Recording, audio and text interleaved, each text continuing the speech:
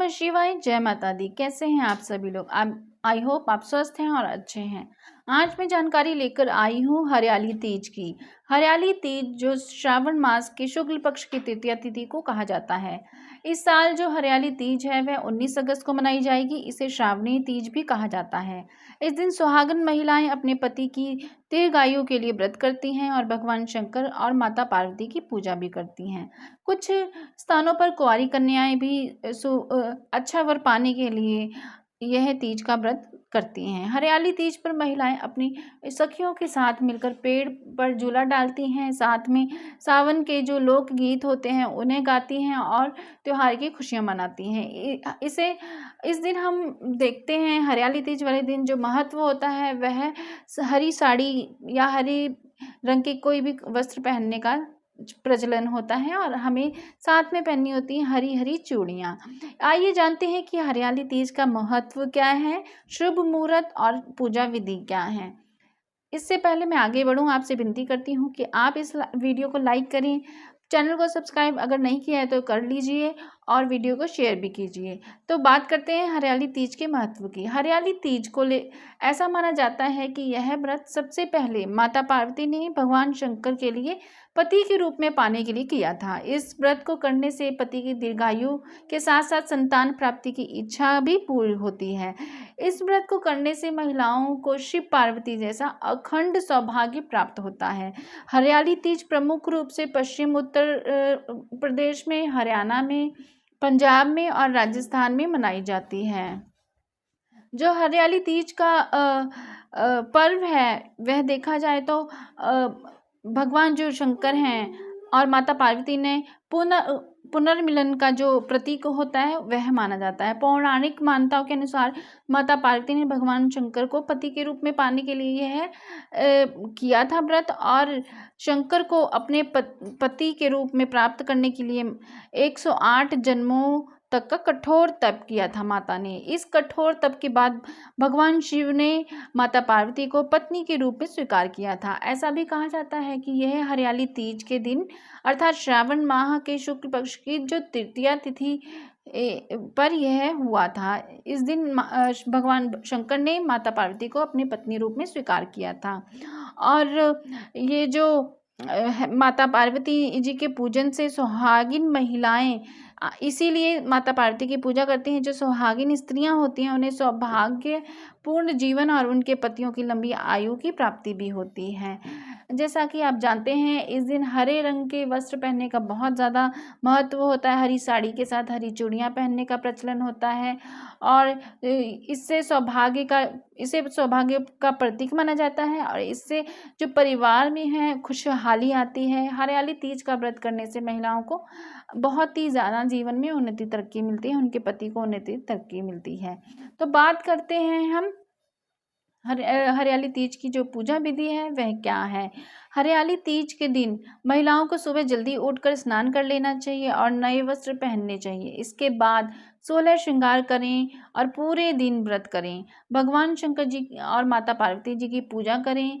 इस पूजा में जो भगवान शंकर होते हैं, माता पार्वती जी होती हैं और गणेश जी होते हैं, इनकी पूजा की जाती है और इनकी जो मूर्ति होती है, इनकी जो प्रतिमा होती है वह मिट्टी से बनाई जाती है।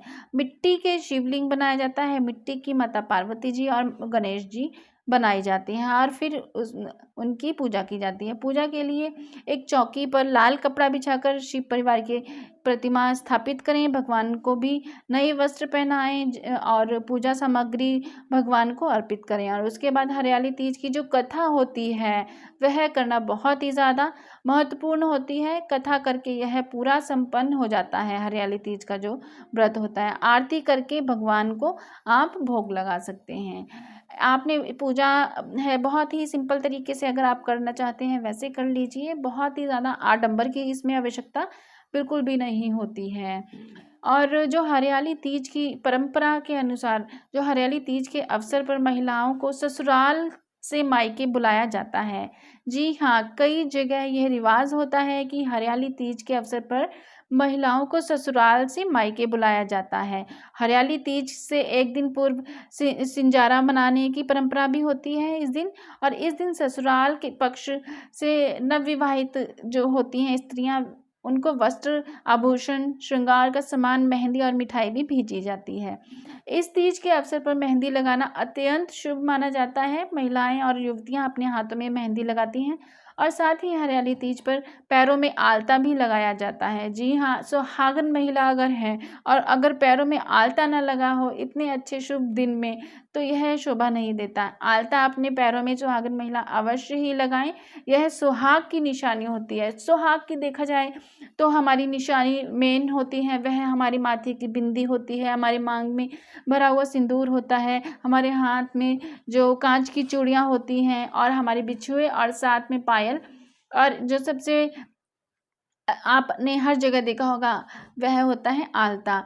आलते के बिना सुहागन महिला के पैर सुंदर बिल्कुल भी नहीं लगते। जितने भी देवी देवता आप देखेंगे, माता गौरी जी देखेंगे, आप दुर्गा जी को, किसी को भी देख लें, माँ लक्ष्मी को देख लीजिए, उनके पैरों में, सभी देवी देवताओं के पैरों में जो आलता होता है वह अवश्य ही लगा होता है। अगर आप शर्माते हैं आलता लगाने से तो यह गलती आप मत कीजिए। सुहागन हैं आपने बहुत ही गर्व के साथ ये सुहाग की निशानी जो आलता लगाना होता है वह लगाइए, और खुशी खुशी से लगाइए। आपको खुश होना चाहिए कि आपको ये सौभाग्य मिला है कि आप अपने पैरों में आलता लगा सकते हैं। तो आप हरियाली तीज के दिन सुहागिन स्त्रियां अपनी सास के पैर छूकर उन्हें सुहागी देते हैं। अगर सास नहीं है तो सुहागा जेठानी को या किसी अन्य वृद्धा को दे सकते हैं जो सुहागिन स्त्री हो, या मंदिर में जाकर भी श्रृंगार और नए वस्त्र का अगर दान करना चाहें कर सकते हैं। श्रृंगार और नए वस्त्र श्रद्धा और भक्ति भाव से माता पार्वती को भी पूजा करते समय अर्पित करना चाहिए। हरियाली तीज के दिन जो महिलाएं और कुंवारी कन्याएं होती हैं खेत या बाग में झूला तो डालती हैं। इस दिन ज़रूर आप झूला झूलिए। अगर 2 मिनट का अगर आपको टाइम मिलता है तो झूला ज़रूर झूलिए। झूला झूलने से बहुत ही ज़्यादा खुशहाली आती है जीवन में, हर तरीके से उन्नति तरक्की तो होती है और मन भी खुश हो जाता है। बहुत अच्छा लगता है जब महिलाएं इकट्ठी होकर, तैयार होकर ऐसे झूला झूलने इकट्ठे निकलती हैं और झूला झूलती हैं।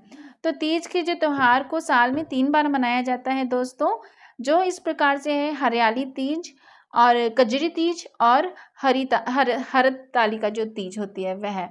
आपके जहाँ यहाँ जो मनाई जाती है वह आप हर्षोल्लास के साथ मनाइए। हरियाली तीज शुरू हो रही है 18 अगस्त शुक्रवार रात 8:01 से, और 19 अगस्त शनिवार रात 10:19 तक समापन होगा।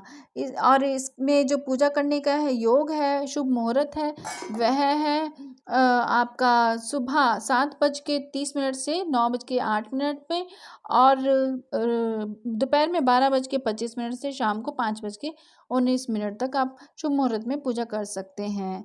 तो ये थी जानकारी अभी तक के लिए। आगे जानकारी लेकर आती रहूँगी। वीडियो को लाइक ज़रूर कीजिए, सब्सक्राइब करें चैनल को, और वीडियो शेयर ज़रूर कीजिए। ओम नमः शिवाय। जय माता दी।